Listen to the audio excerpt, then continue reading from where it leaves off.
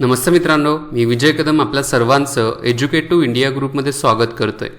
तर आज आपण अर्थशास्त्र इकॉनॉमिकच्या लेक्चरमध्ये बघणार आहोत आंतरराष्ट्रीय व्यापार याच्या संदर्भात माहिती बघणार आहोत। म्हणजेच थोडक्यात जे परकीय भांडवल आहे या परकीय भांडवलामधील जे दोन भाग करण्यात आलेले आहेत, एक म्हणजे प्रत्यक्ष गुंतवणुकीच्या बाबतीमधील असेल आणि दुसरा आहे तो अप्रत्यक्ष गुंतवणुकीच्या बाबतीमधील असेल।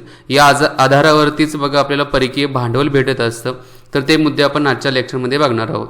तत्पूर्वी याच्या अगोदर सर्व झालेले लेक्चरची लिंक खाली डिस्क्रिप्शन बॉक्स आहे, त्या बॉक्समध्ये देईलच। सर्वच्या सर्व लेक्चर्स बघा, राज्यशास्त्र, अर्थशास्त्र, इतिहासाची लेक्चर सिरीज चालू आहे, चालू घडामोडी आहेत, यूपीएससीच्या बाबतीमध्ये गायडन्स लेक्चर सिरीज चालू आहेत। सर्वच्या सर्व लेक्चर्स बघा, हे सर्व लेक्चर्स तुम्हाला फायदा करून देतील। आणि एज्युकेटिव्ह इंडिया ग्रुपच्या टेलिग्राम चॅनल जॉईन करा, याच्यावरती सर्व लेक्चरच्या लिंक तुम्हाला सापडतील। तर चला आपण एकदम शांत पद्धतीने व्यापार म्हणजे काय इथून सुरुवात करू। आता आपल्याला सर्वांना माहिती आहे व्यापार याला आपण काय म्हणतो, इंग्लिशमध्ये ट्रेड असं म्हटलं जातं। ट्रेड मराठीमध्ये आपण त्याला व्यापार असं म्हणतो। आता व्यापाराचे एकूण दोन प्रकार येतात, एक जो आहे तो देशांतर्गत व्यापार, देशांतर्गत व्यापार असेल, दुसरा जो आहे तो आंतरराष्ट्रीय व्यापार, देशाच्या बाहेरील व्यापार। आता देशांतर्गत व्यापार इंग्लिशमध्ये आपण याला म्हणतो इंटरनल ट्रेड, हा एक्सटर्नल ट्रेड असं म्हटलं जातं। आता देशांतर्गत म्हणजे कसं, तर राज्यांच्या मध्ये किंवा राज्यांतर्गत व्यापार होतो त्याला देशांतर्गत व्यापार म्हणतो।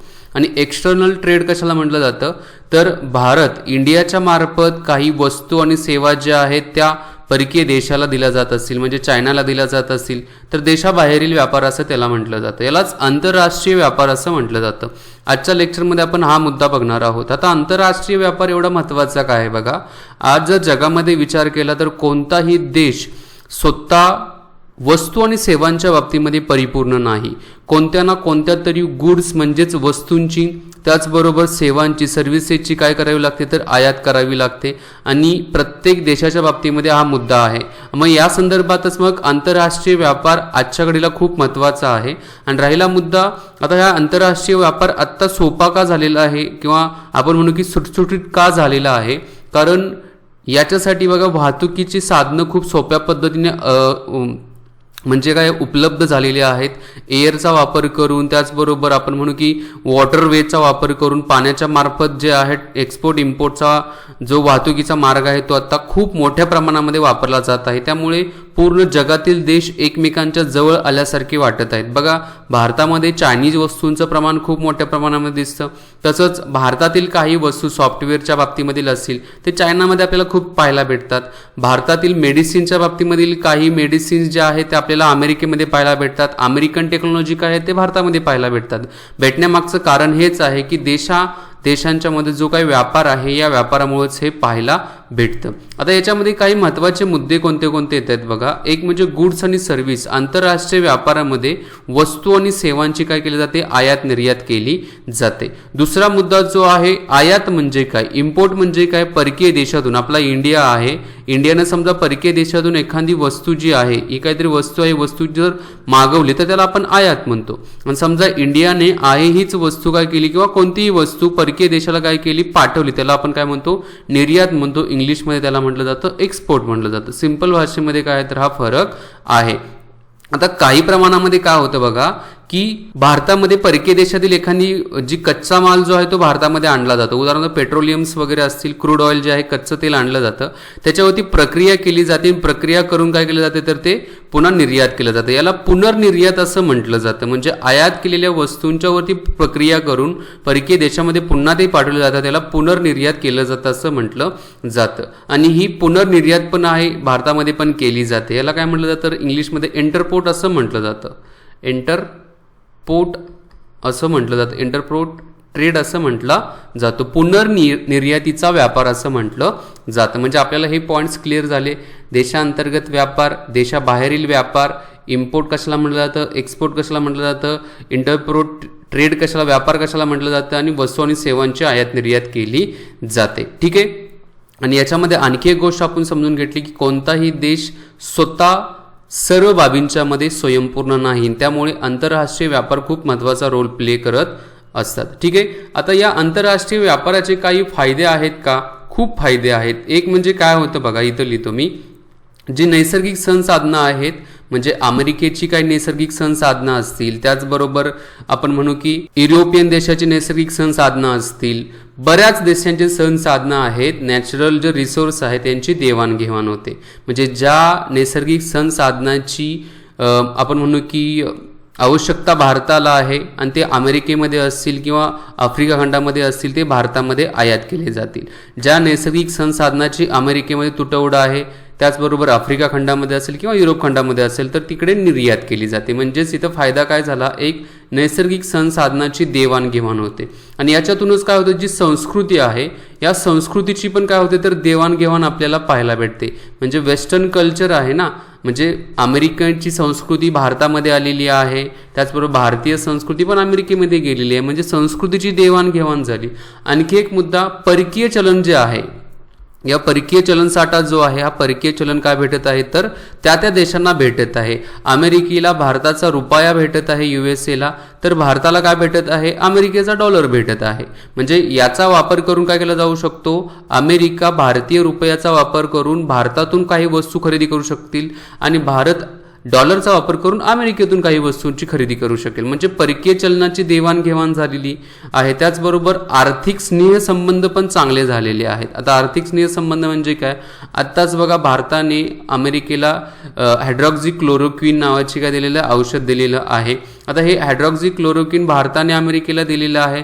तशा पद्धतीनेच अमेरिका पण भारताच्या संदर्भात कोणत्याही ॲक्टिव्हिटीज असेल किंवा कोणता प्रोडक्ट्स असेल, सेवा असेल ते देणार आहे. म्हणजे इथं एक स्नेहभाव तयार झालेला आहे. आणि हा आर्थिक स्नेहभाव जो आहे, हा आर्थिक स्नेहभाव आंतरराष्ट्रीय व्यापारातूनच काय होतो तर तयार होत असतो. आणखी एक महत्त्वाचा मुद्दा बघा, किमती ज्या वाढत आहेत, म्हणजे वस्तूंच्या किमती वाढत आहेत. उदाहरणार्थ भारतामध्ये समजा गहू उत्पादित केला जातो आणि या गव्हाचं उत्पन्न फक्त भारतामध्येच होत असेल, तर भारतामध्ये या गव्हाचं उत्पन्न होत असल्यामुळे गव्हाच्या किमती भारतामध्ये जास्त असणार आहे.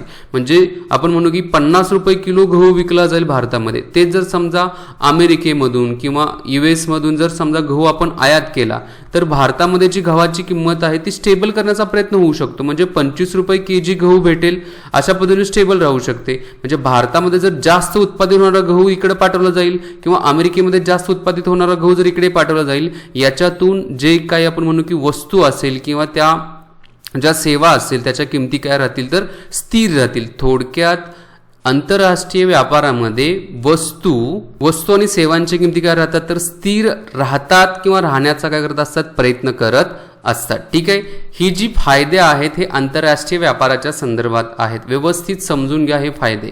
आता नेक्स्ट मुद्दा याच्यामध्ये येतो की मग हा आंतरराष्ट्रीय व्यापार करण्यासाठी याच्यामध्ये कोण दलाल असतात का, असतात ना, की जे आपण म्हणतो इम्पोर्ट आणि एक्सपोर्टचा बिझनेस करणारी जे लोक आहेत त्यांना दलाल पण आपण म्हणू शकतो किंवा ब्रोकर असं म्हटलं जाऊ शकतं. उदाहरणार्थ समजा हे आपण म्हणू की ब्रोकर आहे, त्यांना एजंट पण आपण म्हणतो, एजंट्स आहेत. आता भारतामधून काय करायचं आहे, काही वस्तूंची निर्यात करायची आहे. आता ही निर्यात करायची आहे पण कुठे करायची आहे याच्याविषयी माहिती या एजंटला राहते. कसं, समजा इथं आपला इंडिया घेऊ, इंडियामध्ये काय करायचं, निर्यात काय करायचं आहे तर तांदूळ निर्यात करायचं आहे. तांदूळ कुठे निर्यात करायचा आहे तर आपण लक्षात घेऊ, युरोपियन युनियनचे देश आहेत तिकडे तांदूळ पाठवायचा आहे. पण या युरोपियन देशामध्ये तांदूळ पाहिजे आहे याची मागणी, या तांदूळ पाहिजे याची मागणी या एजंटला केली जाते. एजंटच्या मार्फत भारत सरकारला सांगितलं जातं किंवा भारतातील त्यांचे गव्हर्नमेंट अथॉरिटी जे आहेत त्यांना सांगितले जाते. त्यांच्या मार्फत जे तांदूळ आहे ते तांदूळ एजंटच्या थ्रू युरोपियन खंडाकडे पाठवले जातात. म्हणजे थोडक्यात एजंट जे आहेत हे मध्यस्थाची भूमिका बजावतात. म्हणजे भारतातून एखाद्या वस्तूंची निर्यात करण्यासाठी एजंटचा रोल खूप महत्त्वाचा असतो. याला निर्यातदार एजंट आपण म्हणू किंवा निर्यातदार मध्यस्थ असं म्हटलं जाऊ शकतं.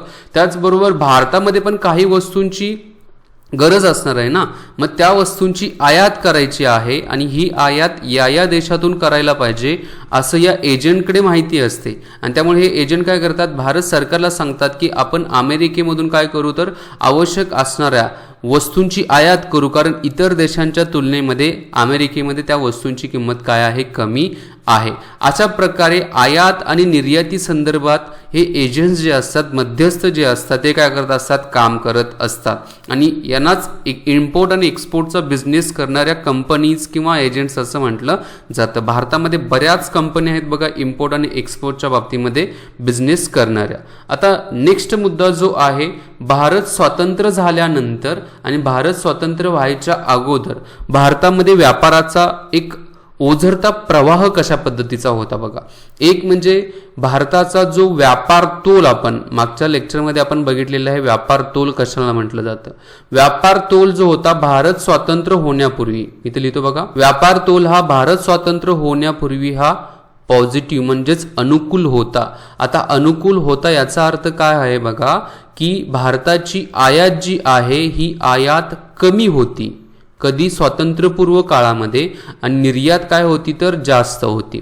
आणि यामुळेच बघा ब्रिटिशर भारतामध्ये तर इंटरेस्टेड होते ना, कारण भारतामध्ये वस्तू सेवांचं प्रमाण खूप मोठ्या प्रमाणामध्ये आहे आणि त्या वस्तूंचा फायदा घेण्यासाठी तर युरोपियन देशातील ब्रिटिशरच नाही आहे, फ्रेंच असतील, डच असतील, पोर्तुगीज असतील तर भारतामध्ये आले होते. कारण हेच होतं की भारत परकीय देशाकडून आयात खूप कमी करतोय पण निर्यात खूप जास्त करतोय. आणि इथं व्यापाराचा विचार केला तर व्यापार हा भारताच्या दृष्टिकोनातून हा अनुकूल आहे आणि हा अनुकूल व्यापार असल्यामुळे परकीय देश भारतामध्ये इंटरेस्ट दाखवू लागलेले होते. स्वातंत्र्यपूर्व काळातील गोष्ट होती. पण त्याच्यानंतर काय झालं, भारत स्वतंत्र झाल्यानंतर ब्रिटिशर्स भारतातून निघून गेल्यानंतर आपल्याला माहिती आहे दादाभाई नौरोजी यांच्यामार्फत एक सिद्धांत मांडण्यात आला होता, आर्थिक निसारणाचा सिद्धांत, ड्रेन ऑफ वेल्थ असं म्हटलं जात होतं. का ड्रेन ऑफ वेल्थ म्हणण्यात आलेलं होतं तर म्हणण्याचं कारण हेच होतं की भारतामधील जी संपत्ती आहे ती संपत्ती पूर्णपणे हे जे ब्रिटिशर्स आहे या ब्रिटिशांनी लुटली होती आणि ते युरोपमध्ये घेऊन गेलेले होते. त्यामुळे याचा तोटा काय झाला की स्वातंत्र्यानंतरच्या कार्यकाळामध्ये याचा तोटा झाला, भारताला त्याचा खूप त्रास झालेला होता. स्वातंत्र्योत्तर कार्यकाळ, या कार्यकाळामध्ये चित्र पूर्ण बदललं आणि भारताचं आयात करण्याचे प्रमाण जे आहे ते आयात करण्याचे प्रमाण जास्त झालं निर्यात करण्याच्या प्रमाणापेक्षा. याच्यावरती प्रश्न पण विचारला जाऊ शकतो बघा, भारताकडे आयात करण्याचं प्रमाण निर्यातीपेक्षा जास्त कोणत्या कार्यकाळामध्ये झालं, स्वातंत्र्य उत्तर का स्वातंत्र्य पूर्व असं विचारलं जाऊ शकतं. ठीक आहे, थोडं माहिती असून दे. आता अलीकडं रिसेंटली जर विचार केला, स्वातंत्र्य उत्तर 1947 नंतर झाला, पण 1991ला भारताची काय झाली तर आपण म्हणू की औद्योगिक क्रांती झाली होती. एक आपण म्हणू की आर्थिक सुधारण्याच्या बाबतीमध्ये पावलं उचलण्यात आली होती आणि 1991 नंतरच्या फेजमध्ये भारताची निर्यात आहे ही निर्यात पण वाढली होती, त्याचबरोबर भारताची आयात पण वाढलेली होती. पण या दोन्हींच्या मध्ये तुलना केली आयात आणि निर्यातीच्या बाबतीमध्ये तर आयात खूप जास्त होती. कशाच्या तुलनेमध्ये तर निर्यातीपेक्षा आयात खूप जास्त होती. हे 3 मुद्दे तयार होत आहेत बघा. कशा बाबतीमध्ये, भारताच्या व्यापार तोलाच्या बाबतीमध्ये हे मुद्दे आहेत. आणखी एक मुद्दा आला की याच्यामध्ये फक्त 2च असा कार्यकाळ होता, 2 अशी वर्षे होती की त्या वर्षीच फक्त व्यापार तोल हा अनुकूल होता. कोणती 2 वर्ष तर 1972-73 या वर्षी व्यापार तोल हा 106 करोड रुपयाने काय झाला होता तर अनुकूल झालेला होता. आता 106 करोड रुपयाने व्यापार तोल अनुकूल झाला होता, याचा अर्थ काय इथं होत आहे तर 106 करोड रुपये 104 करोड रुपये काय झाले तर एक्स्ट्रा निर्यात झालेली होती. म्हणजेच थोडक्यात निर्यात ही आयातीपेक्षा काय होते तर जास्त होती. कधी 1972-73 मध्ये आणि 1976-77 मध्ये ही 86 करोड रुपयाची काय झाली होती तर निर्यात जास्त झाली होती आयातीपेक्षा. म्हणजे इथं निर्यात काय होती तर जास्त होती. हे 2 वर्ष सोडल्यास भारतामध्ये व्यापार तोल हा अजिबात अनुकूल झालेला नाहीये आजपर्यंत. असं काय तर एक आर्थिक आराखडा आपल्याला दाखवून देत आहे. हे मुद्दे पण लक्षात असणं काय गरजेचे आहेत. आता भारतामध्ये आयात वाढण्याचं कारण काय होतं हो? भारतामध्ये आपण म्हणतो ना आयात वाढलेली आहे. आयात वाढण्याचं कारण म्हणजे एक औद्योगिकरणाचा वेग खूप जोरात वाढलेला होता भारतामध्ये. पण औद्योगिकरणाचा वेग वाढला असला तरी या औद्योगिकरणासाठी आवश्यक असणारी टेक्नॉलॉजी म्हणजे तंत्रज्ञानाचा भारतामध्ये अभाव होता. मग काय करावं लागलं की ज्या देशामध्ये तंत्रज्ञान खूप चांगल्या प्रकारचं आहे त्या देशातून तंत्रज्ञान काय करावं लागलं, आयात करावं लागलं. आणि यामुळेच भारतामध्ये आयात वाढण्याचं एकमेव कारण होतं हे की तंत्रज्ञानाचा अभाव. आजही बघा तंत्रज्ञानाचा अभाव आहे. एज्युकेशनच्या बाबतीमध्ये थोडा विकनेस आपल्या देशामध्ये पाहायला भेटत आहे. माहिती तंत्रज्ञानाच्या आधारावरती एज्युकेशनचं प्रमाण खूप कमी आहे आणि त्यामुळेच आयात करण्यासाठी काय करावं लागलेलं तर भारताला आयात खूप करावी लागलेली आहे. जनरली भारताने आयात जे केलेले आहेत आज जर विचार केला मी म्हणेल की या 4-5 वर्षामध्ये तर जास्तीत जास्त भर भारताचा आयात करण्यासाठी पेट्रोलियम जे आहेत, क्रूड ऑइल आपण त्याला म्हणतो, पेट्रोलियम्स असतील, ऑइल्स असतील, त्याचबरोबर जे लुब्रिकंट्स वगैरे आहेत तर यांची भारताने आयात खूप जास्त केलेला आहे, इम्पोर्ट खूप जास्त केलेला आहे. मग भारत एक्सपोर्ट काय जास्त करतो तर भारत एक्सपोर्ट जो आहे मॅन्युफॅक्चरिंग म्हणजेच इंजिनिअरिंग ज्या वस्तू आहेत मॅन्युफॅक्चर्ड केलेल्या काय करत आहे तर भारत एक्सपोर्ट जास्त करत आहेत. हे आत्ताच रिसेंटलीचं मी म्हणले की या 4-5 वर्षामध्ये थोडं याच्यामध्ये चढ उतार होतो पण आहे. भारत इम्पोर्ट पेट्रोलियमचे जास्त करतो आणि एक्सपोर्ट जो आहे तो या मॅन्युफॅक्चरिंग गुडचा जास्त प्रमाणामध्ये करत असतो. ठीक आहे, इथं आपल्याला आंतरराष्ट्रीय व्यापाराच्या बाबतीमधील काही महत्त्वाचे मुद्दे आपल्याला इथं जाणवलेले आहेत. आता या आंतरराष्ट्रीय व्यापारासंदर्भात मग बघा भारत सरकारच्या मार्फत एक व्यापारी धोरण ठरवण्याची सुरुवात केलेली होती. सुरुवातीला या व्यापारी धोरणाला काय म्हटलं जात होतं तर आयात निर्यात व्यापार धोरण असं सुरुवातीला बोललं जात होतं. आता हे जे आयात आणि निर्यातीचं व्यापार धोरण जे सुरुवातीला बोललं जात होतं या आयात निर्यात व्यापारी धोरणाच्या मध्ये काय मुद्दे सांगण्यात आलेले होते की भारताची जी आयात आहे ही आयात कमी करायची आहे, त्याचबरोबर भारताची निर्यात वाढवायची आहे. मग त्याच्यासाठी काय करता येईल या आधारावरतीच्या धोरणाची सुरुवात केली आणि एक पंचवार्षिक योजना ठरवण्यात आली होती 1992 पासून 1997 मध्ये. कोणाच्या मार्फत तर त्यावेळेचे भारताचे जे अर्थमंत्री होते पी चिदंबरम यांच्या मार्फत ही एक योजना तयार करून मांडण्यात आलेली होती. ही पहिली पंचवार्षिक योजना होती बघा आयात निर्यातीच्या व्यापारी धोरणाच्या बाबतीमध्ये. त्याच्यानंतरच्या कार्यकाळामध्ये सरकार चेंज झाले, सरकार चेंज झाल्यानंतर दुसरं आयात निर्यात व्यापारी धोरण आलं आणि तिसरं पण आयात निर्यात व्यापारी धोरण आलं. पण तिसऱ्या धोरणाचं नाव बदलण्यात आलेलं होतं 2000 मी म्हणले की 4-5च्या कार्यकाळामध्ये 2004 ते 2009च्या कार्यकाळामध्ये जे आयात निर्यातीचं व्यापारी धोरण आलं होतं त्याला परकीय व्यापार धोरण असं म्हणण्यात आलं होतं. परकीय व्यापार धोरण. आत्ताचं जे आज बघितलं तर आज 5 नंबरचं जे आयात निर्यात व्यापारी धोरण आहे 2015 पासून 2020 पर्यंतचं या व्यापारी धोरणामध्ये एक्झॅक्टली भर कशावरती आहे बघा, जगाच्या एकूण व्यापारामध्ये भारताचा व्यापाराचा हिस्सा 3% करायचा आहे याच्यावरती भर आहे. आज विचार केला तर 1.64% आहे. काही पुस्तकांच्या मधील ही आकडेवारी सांगितली जात आहे. ही आपल्याला 3% करायचे 2020 पर्यंत असं ठरवण्यात आलं होतं. 2015 ते 20 मध्ये असं सांगितलेलं आहे. त्याचबरोबर आयात पर्याय शोधायचा आहे. आयात पर्याय शोधणे म्हणजे काय? आयात पर्याय शोधणे म्हणजे याचा अर्थ ज्या वस्तू आपण परकीय देशातून विकत घेत आहे, मागवत आहे, इम्पोर्ट करत आहे, समजा त्या वस्तूंची एक ऑप्शन पर्याय भारतामध्ये अवेलेबल आहे का ते चेक करायचं. जर ऑप्शन भारतामध्ये अवेलेबल असेल तर तो वापर करायचा आणि त्या वस्तूचं जी आयात केली जाते ती आयात बंद करायची. याच्यातून या वस्तूंच्या वरती जो आयातीवरती जो खर्च होते तो खर्च थांबेल आणि त्याचा फायदा काय होईल की निर्यातीसाठी आपण करू शकतो आणि निर्यात प्रोत्साहन करायचं आहे. निर्यातीला काय करायचं आहे तर प्रोत्साहन द्यायचं आहे. हे काय तर ये 3 मुद्दे 2015 ते 20 मधील परकीय व्यापार धोरणामध्ये ठरवण्यात आलेली होती. ठीक आहे, इथं आपलं आंतरराष्ट्रीय व्यापारासंदर्भातील मुद्दे संपले. नेक्स्ट लेक्चरला आपण बघू की FDI काय आहे, त्याचबरोबर FDI संदर्भातील इतर ज्या टर्म्स काय आहेत ते बघू. मी तर थांबतो. व्हिडिओ आवडली तर लाईक, शेअर आणि सबस्क्राईब नक्कीच करा.